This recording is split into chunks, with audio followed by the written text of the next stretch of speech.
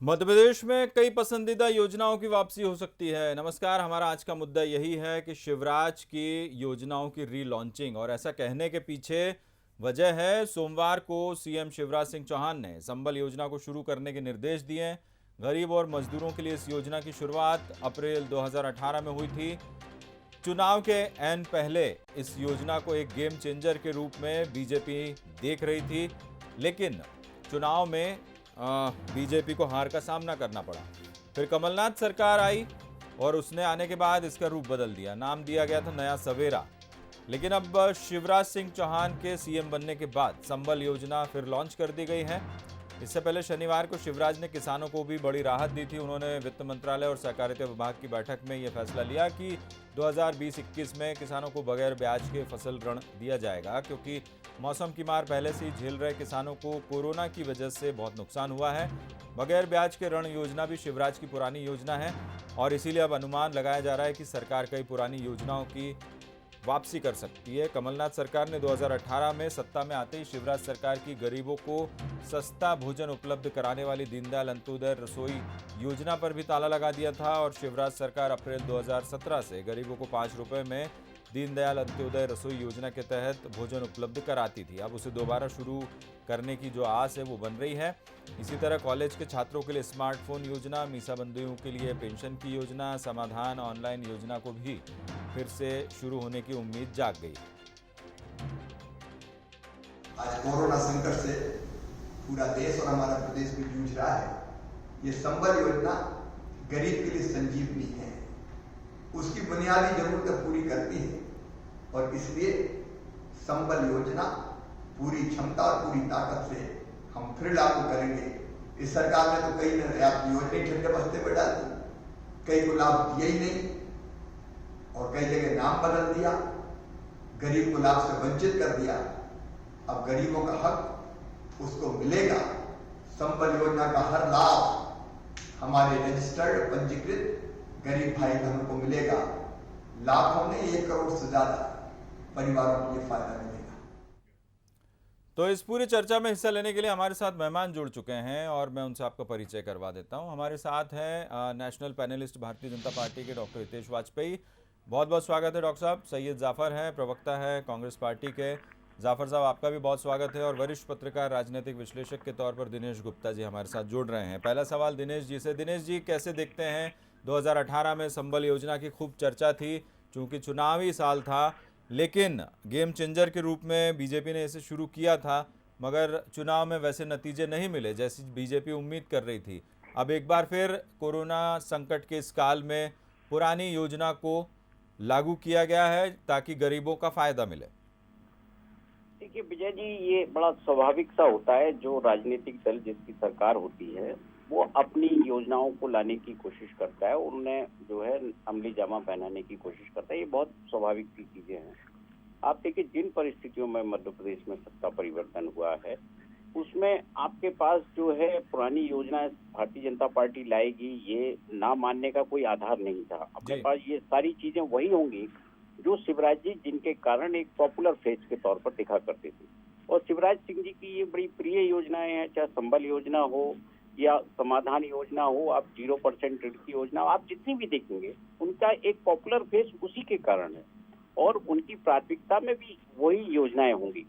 और आप देखिए कि जब ये लागू होंगी तो सवाल उस वक्त आएगा कि जो कमलनाथ सरकार की योजनाओं में जो नियम और प्रक्रिया थी और जो संबल योजना में है या अन्य किसी योजना में है, उनमें कोई ऐसी स्थिति तो उत्पन्न नहीं हो रही कि उपभोक्ताओं को या वोटर को उसका नुकसान हो रहा हो। क्योंकि जो नया सवेरा योजना थी वो एक नए रूप में थी, संबल योजना का स्वरूप दूसरे तरीके का था। तो निश्चित तौर पर जब दोनों चीजें आप आमने सामने रखेंगे तो ये पता लगेगा कि बेहतर कौन सी थी।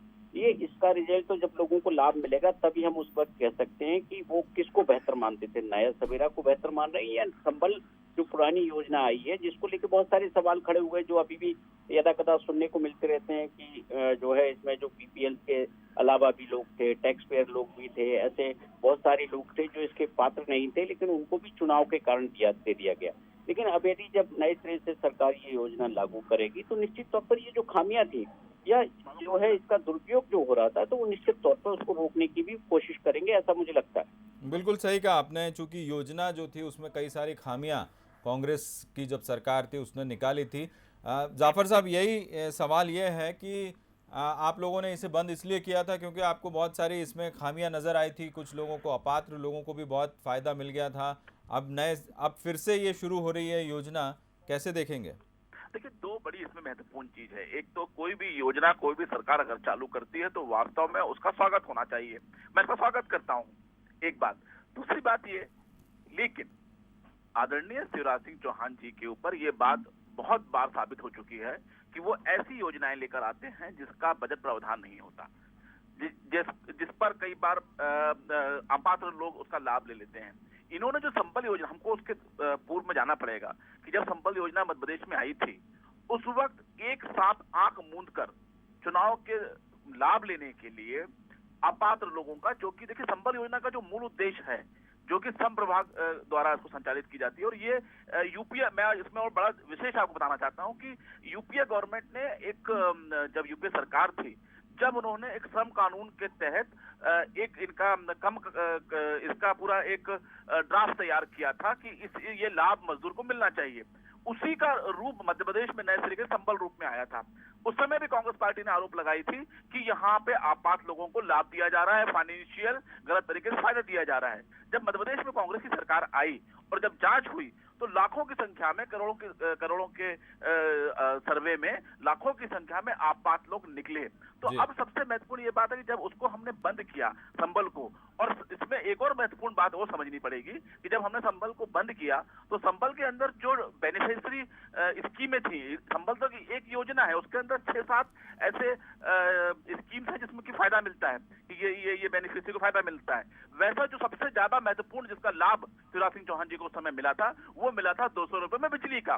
उसी को नया सवेरा में हमने शामिल कर उसमें 100 रुपए में हमने बिजली दी। तो अगर उस नए सवेरा में भी अगर कोई विस्तार शिवराज सिंह चौहान करते हैं और जनता को लाभ मिलता है तो कांग्रेस पार्टी इसका स्वागत करती है जी। लेकिन एक सवाल ये भी है कि उस समय चूंकि चुनाव थे और कांग्रेस लगातार आरोप लगा रही थी कि चुनाव के चलते, और ऐसी मीडिया रिपोर्ट्स भी थी, इसीलिए सभी लोगों को लाभ दिया गया।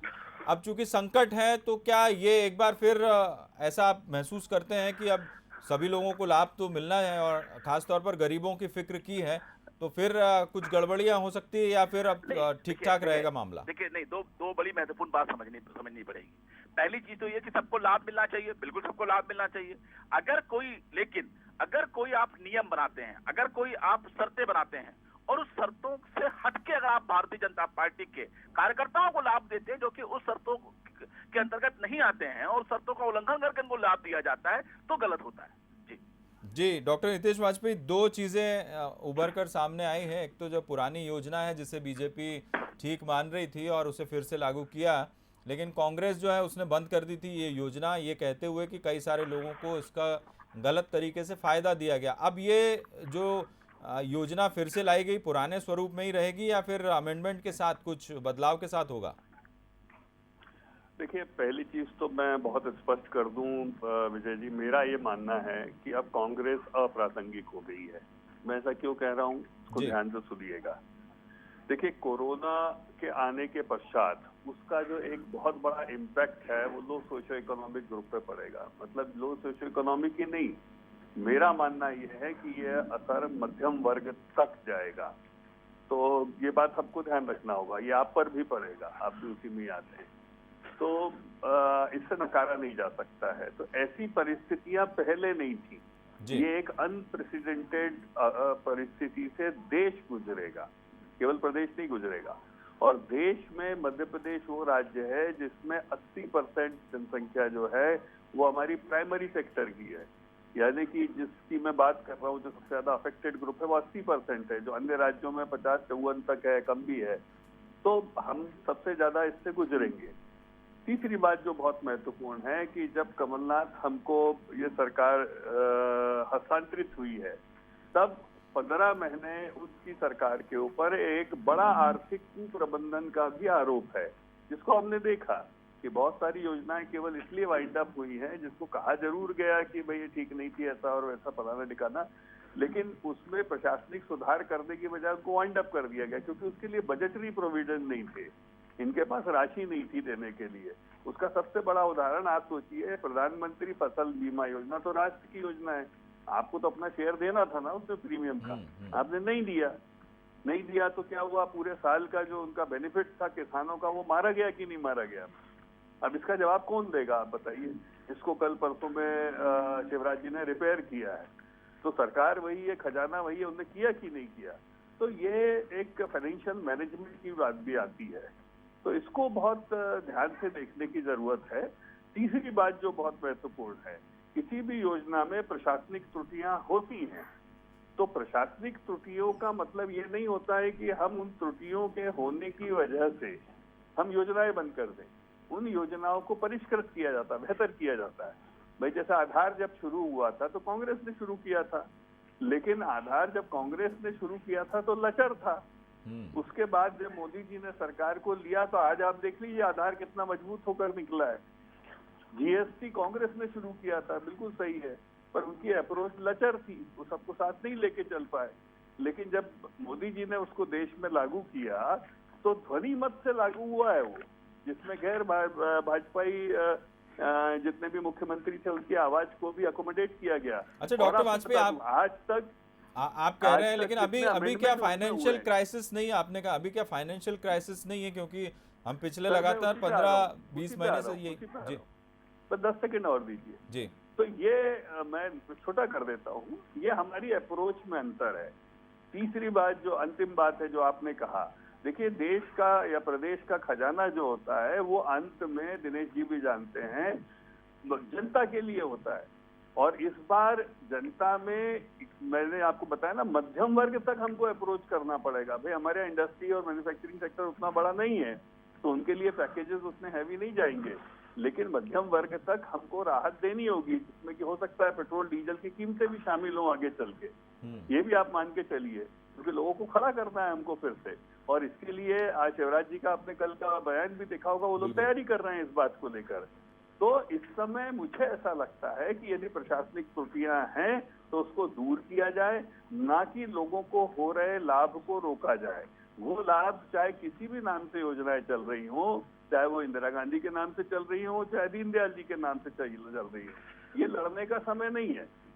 लेकिन जो उसके पात्र हैं उन तक योजनाएं पहुंचना चाहिए, जो पात्र नहीं है मैं सहमत हूं उनके नाम हटना चाहिए, लेकिन योजनाओं को या सरकारी समर्थन को हटाने का ये वक्त नहीं है, बढ़ाने का वक्त है। बिल्कुल जैसे कि आपने 100-200 यूनिट की बिजली में आप फंस गए, विजय भाई आपकी भी बिजली कुछ ना कुछ माफ होना चाहिए। बिल्कुल सही कहा। 30% बिजली का उपयोग कम हुआ है, तो ये 30% का बेनिफिट जो है वो हमको आम आदमी को देना चाहिए। आप समझिए इस बात को। बिल्कुल, और आम आदमी देखिए हर आदमी अपेक्षा सरकार से कर रहा है, ऐसे समय बहुत कम आया होगा मध्य प्रदेश के सामने। मैं तो दिनेश जी का भी ध्यान आकर्षित करना चाहूंगा, उनके भी सुझाव चाहूंगा कि इसमें एक मिडिल क्लास भी बहुत बड़ा वर्ग है जो सरकार से अपेक्षा रखता है। 3 प्रकार के बेनिफिट सरकार को देने, क्रेडिट बेनिफिट देने, कैश बेनिफिट देने और कॉस्ट के बेनिफिट देने। यानी कि क्रेडिट और कैश तो आपको समझ में आ गया होगा। कॉस्ट बेनिफिट में आप जो भी काम कर रहे हैं उसकी कीमत मिले। जैसे आप पत्रकारिता कर रहे हैं तो आपकी तनख्वाह 25% डाउन नहीं होना चाहिए, तो इसके लिए आपके संस्थान की मदद होनी चाहिए। नहीं तो आप अमेरिका और बाकी देशों को देखेंगे, उन्होंने अलाउ कर दिया है कि आप मैनेजमेंट को अलाउ कर दिया है कि आप नौकरियों से ना निकालें, लेकिन भाई आप एक सर्टेन परसेंटेज कम करें। तो सरकार का दायित्व है कि ऐसी परिस्थितियां भारत में ना बने। बिल्कुल, तो उसके लिए आवश्यक ये होगा कि भाई जो एम्प्लॉयर्स हैं उनकी भी मदद की आवश्यकता है, भाई वो कहाँ से लाएंगे? तो बिल्कुल दिनेश जी, सवाल में जी सवाल यही है, लोगों की मांग बहुत है, ये ऐसी सरकार है जिसको राजनीति में उलझाना नहीं चाहिए। जी जाफर साहब जी जी क्या कह रहे हैं? नहीं आगे पूछिए जी। लेकिन दिनेश जी सवाल जैसे डॉक्टर हितेश वाजपेयी ने कहा, ये संकट जो है वाकई में इस समय ऐसा है कि सभी वर्ग को राहत देना सरकार के लिए बहुत ज़रूरी है, चुनौती भी है। आप देखते हैं कि अब यह योजना चलिए ठीक है फिर से शुरू की गई है, लेकिन इस योजना की कामयाबी और जैसा डॉक्टर वाजपेयी ने भी कहा कि सब कुछ उसी पर निर्भर करेगा जब आप एक पूरे बहुत बड़े वर्ग को प्रभावित कर पाएंगे अपनी योजनाओं के जरिए। दूसरा मेरा सवाल इसमें यह है कि क्या आपको लगता है कि ये जो फाइनेंशियल क्राइसिस की बात कांग्रेस लगातार कहती रही वो ज़रूर होगा? अब अभी तो इस संकट में ऐसा कुछ बयान सामने नहीं आया, लेकिन मैनेज करना चुनौती है अभी। नहीं, बिल्कुल विजय, देखिए क्या है कि अभी चौतरफा संकट है। आप पूरा 1 महीना इस देश को लॉकडाउन होने को आ रहा है, आप देखिए तो सारी गतिविधियां ठप हैं। मतलब आप अभी इंडिया तो तब भी चलिए अभी इस स्थिति में नहीं है कि बहुत ज्यादा लोगों को नुकसान उस तरह से हो रहा है जैसा डेवलप्ड कंट्री में हो रहा है। हम अंडर डेवलप्ड कंट्री, हमें बहुत सारी जो है सपोर्ट की आवश्यकता होगी। आप देखिए कि ये तो एक अलग विषय है। आप सरकार की योजनाओं का जो दूसरा विषय है, जो आर्थिक वाला जो मामला हमेशा आता है कि आपके पास पैसा है कि नहीं है। अभी आप याद करिए कि जब केंद्र का बजट आया था तो 14,000 करोड़ रुपए कम होने की बात हुई थी कि 14,000 करोड़ रुपए कम हुआ है। तो निश्चित तौर पर सरकार के खजाने में पैसे का संकट है, लेकिन वो संकट ऐसा नहीं है कि आप कोई भी बेनिफिट यदि देना चाहें किसी को, आपका जो भी नीडी आपका क्लास है जिसको आवश्यकता है, तो सरकार होती किसके लिए? अल्टीमेटली सरकार होती तो आम आदमी के लिए ही है ना। यदि उसी के लिए आप ये कहेंगे कि हमारे पास पैसा नहीं है और हम इंडस्ट्रियलिस्ट को रियायत देंगे, तो फिर जनता में आक्रोश होगा। जनता की जो आवश्यकता है उसकी पूर्ति करना सरकार का पहला दायित्व है, और वो दायित्व किस तरह से पूरा करते हैं, उसके लीकेज कैसे रोकते हैं, ये एग्जीक्यूटिव को देखना है, उनकी मशीनरी को देखना है कि जहां भी कोई गड़बड़ी मिलती है या जहां भी कोई ऐसा लगता है कि मिसयूज योजना का हो रहा है तो उसको रोकना चाहिए। पिछली बार यदि कोई इस तरह के लोगों ने बेनिफिट लिया है तो ऐसा नहीं है कि कोई भारतीय जनता पार्टी की सरकार ने ये कहा था कि इनको आप बेनिफिट दे दीजिए। नीचे स्तर पर जो मशीनरी है उसने यदि उसको ठीक से इम्प्लीमेंट नहीं किया, उसको जो है आप छोटी जगह आप जानते हैं ये सब एक दूसरे को जानते हैं कि किसकी क्या इनकम है और क्या उसके पास फैसिलिटी है, तो वो उस तरह से उन्होंने देखा नहीं। उन्होंने कहा ठीक है जिसको मिल रहा है, चुनाव साल है, मिलने दीजिए। लेकिन अब चुनाव का साल नहीं है। अब मुझे लगता है कि सरकार जो है हर चीज को बारीकी से देखकर इम्प्लीमेंट करेगी, और निश्चित तौर पर जो भी योजनाएं होंगी वो केवल जो मध्यम वर्ग हो, चाहे निचला तबका हो या जो है उच्च मध्यम वर्ग हो, सबको इस वक्त सपोर्ट की आवश्यकता है।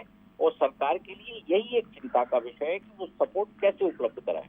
बिल्कुल सही कहा। और जाफर साहब, कमलनाथ जी ने भी सुझाव दिए थे कि बिजली के बिल माफ़ किए जाएं, क्योंकि अभी संकट ऐसा है, तो कहीं ना कहीं इस योजना के जरिए वो तमाम काम जो है सरकार एक तरह से लाभान्वित करने की कोशिश कर रही है। संकट का दौर है, पक्ष विपक्ष सभी लोग सुझाव जरूर दे रहे हैं। विजय जी, मैं मूल विषय पे आना चाहता हूँ। हितेश जी ने बड़ा लंबा चौड़ा भाषण दिया, लेकिन मूल विषय पे ज्यादा बात कर नहीं पाए वो, एक बात। दूसरी बात ये, देखो ऐसा मत करो यार, ऐसे सर्टिफिकेट दोगे एक दूसरे को कमतर होने के, तो फिर कहाँ चले जाएंगे। अरे हमने ना भाई ना बोले आपने, अरे मुझे बोलने तो दो भाई, मुझे बोलने तो दो भाई साहब, जोर दो। लेकिन ऐसा तो मुझे देख लो, आप मुझे बोलने नहीं देते हो, आप मुझे बोलने नहीं देते हो, आप मुझे दबाते हो। पता नहीं क्या चाहते हो आप, किस पे बोला तो मुझे बोलने नहीं दे रहे, मुझे बोलने दीजिए जी। तो एक तो ये मूल विषय पे नहीं आया। रोज आईना दिखाते हैं सबको, दूसरा में चली गई सरकार इनकी। दूसरा महत्वपूर्ण चीज ये कि जिस बात का उन्होंने मध्यवर्गीय परिवार की बात की, मैं उस बात से सहमत हूँ। पिछले 4-5 दिन पहले मैं बंसल न्यूज में जब शरद जी के साथ बैठा था, हम लोग चर्चा कर रहे थे, तब भी मैंने ये बात कही थी और मैंने अपने आधिकारिक ट्वीट में भी इस बात को कही। और मैं हितेश जी का धन्यवाद देना चाहता हूँ कि वो सरकार में रहते हुए इस बात को कह रहे हैं। तो बिल्कुल आप उसको इम्प्लीमेंट कराइए, क्योंकि हम देखेंगे आने वाले समय में, दिनेश जी भी मेरी बात इस बात से सहमत होंगे कि आज जिस प्रकार से हम गरीबी रेखा के नीचे जीवन यापन करने वालों पर चिंता व्यक्त कर रहे हैं, जिस प्रकार हम दहाड़ी मजदूर पर चिंता व्यक्त कर रहे हैं, एक समय ऐसा अगर इसी तरीके से लॉकडाउन चलता रहा और इस तरीके से आर्थिक गतिविधियां अगर रुकी, इसमें किसी का दोष नहीं है, ये तो प्रकृति प्रकोप इसको हम मानेंगे। अगर ऐसा हुआ तो एक दिन ऐसा आएगा जब मध्यवर्गीय परिवार भी गरीबी रेखा के आसपास लोगों के पास खड़ा रहेगा। ये बहुत बड़ा चिंता का विषय है, एक बात। दूसरी बात ये कि देखिए, मैं फिर वापस इस डिबेट के मूल उद्देश्य पे आना चाहता हूँ, संबल योजना पर, जिसको चालू किया गया। हम इस पे सिर्फ 2-3 बात महत्वपूर्ण कहना चाहते हैं कि संबल योजना की जब स्टार्ट हुई थी, जो दिनेश भाई ने संक्षेप में कहा, मैं इसको थोड़ा सा विस्तार में कहना चाहता हूँ कि उस समय इसका राजनीतिक लाभ देने का प्रयास किया गया और इस पर जो पात्र लोग थे उसके बजाय अपात्र लोगों को उसका लाभ दिया गया। और जो हमने नया सवेरा योजना चालू की थी, हाँ, लेकिन इसमें मैं इसको मुझे पूरा करने दीजिए। जी। जब नया सवेरा योजना, क्या मुझे बोलने दीजिए, इधर जी आप बोलने दीजिए, इधर जी बोलने दीजिए। जब नया सवेरा योजना, कह रहा हूँ भाई वो चली गई, आप बार-बार कहाँ लगे हो सवेरा? आप बहुत सवेरा रात में बदतमीजी बदल गया है। अरे आप बहुत बदतमीजी करते हो, आप सूरज डूब गया है। देखिए अभी दिनेश जी ने भी आप बहुत घमंड में बात करते हो, आप सुनते नहीं हो अपनी बात, पूरी आपने भाषण नहीं आप रिपीट करते हो बार-बार। दीजिए ना, ज्ञान का अहंकार लेके- डॉक्टर साहब मैं चाहूंगा कि वो आप संक्षेप में अपनी बात पूरी कर लीजिए, फिर डॉक्टर साहब मैं आपसे एक छोटी सी टिप्पणी लूंगा क्योंकि समय भी कम है। हमसे तो लेने ही जी। मत, लेकिन रिपीटिशन तो मत कराओ भाई। जो नया दर्शक सवेरा भी बोर हो जाते हैं जो इसकी नया बातों सवेरा को जो सुन के। नया सवेरा योजनाओं में जो चीजें शामिल की गई थी, और हमने उस वक्त भी छोड़ो वाजपेयी जी नया को, सवेरा। अरे आप बदतमीजी मत कीजिए, आप चलिए। रखिए, आप गलत बात कर रहे हो आप। एक तो आपने आपको फिर भी बार-बार आप बिना- लेकिन बात इसमें करते हो, जाफर साहब बात दिनेश करते जी हो। ने भी एक बात कही है, उस समय जो है वो उसका राजनीतिक योजना जो थी उसका राजनीतिक लाभ लेने की कोशिश की गई थी, इसीलिए छोटी जगहों पर जो है उन्होंने एक बहुत अच्छा एग्जाम्पल भी दिया। लेकिन अब चूंकि इस बार तो दूसरा संकट है, यदि योजना आ रही है अरे विजय तो वो जी, लाभ के लिए है। आप पूरा जवाब सुन लेंगे तो आपको बात समझ में आएगी। जी। मुझे कहना चाह रहा हूँ जी। नया सवेरा, संक्षेप आप में। चुप रहिए, बदतमीजी मत करिए आप चुप रहिए। जो अरे नया सवेरा- जाफर साहब जो- थोड़ा सा संयम रखकर, तो यार देखिए, वो आप मुझे बोले नहीं दे रहे हैं, आप उनको- जाफर साहब उनने संयमित तीन होकर मिनट- मेरा ये कहना है कि आप अरे तो संयमित उनकी- होकर थोड़ा सा अपनी बात रख तो मुझे दीजिए। बोले तो दीजिए पूरी बात, बीच में टोक रहा है वो। तो जब ये बात नए सवेरा में हमने बहुत सारी चीजों को इंक्लूड किया था, और अगर भारतीय जनता पार्टी ने उसको भी अच्छी तरीके से और सुधार किया है, तो मैंने शुरू में स्वागत किया है।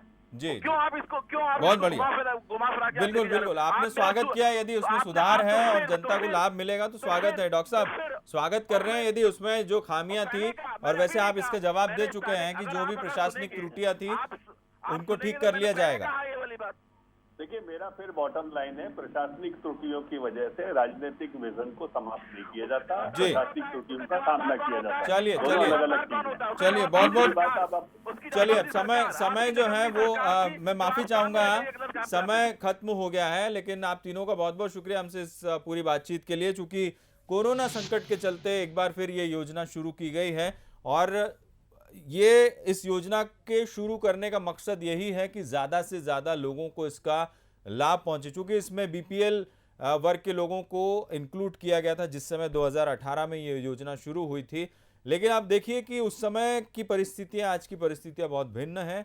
योजना को लेकर सवाल भी उठे थे, और जाहिर तौर पर अब ये योजना जब नए सिरे से रीलॉन्च हुई है तो वो जो सवाल उठे थे उन सवालों को का जवाब भी सरकार की तरफ से ज़रूर दिया जाएगा, और कम से कम ज़्यादा से ज़्यादा लोगों को इस योजना के ज़रिए राहत पहुंचेगी इस संकट के दौर में, उम्मीद यही की जानी चाहिए।